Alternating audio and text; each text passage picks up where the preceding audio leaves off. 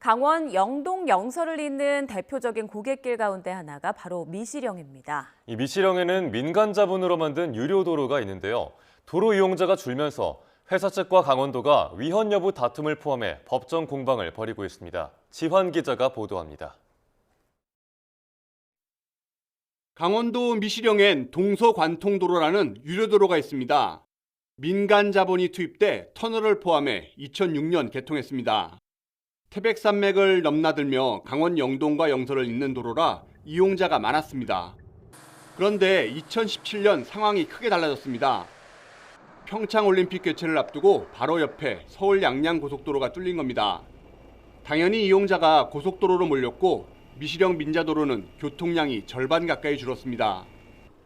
문제는 이 도로 개설 당시 MRG, 즉 최소 운영 수입 보장 제도를 적용했다는 겁니다. 문제가 많아 지금은 사라진 제도인데 통행료 수입이 일정 비율에 못 미칠 경우 개통 이후 30년간 강원도가 예산을 들여 지원해야 합니다. 도로가 개통한 2006년부터 2020년까지 15년간 강원도가 지원한 예산은 672억 원.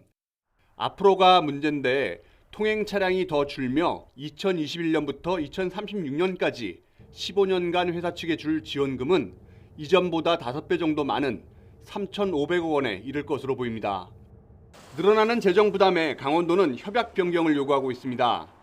근거는 2018년 개정된 유료 도로법입니다.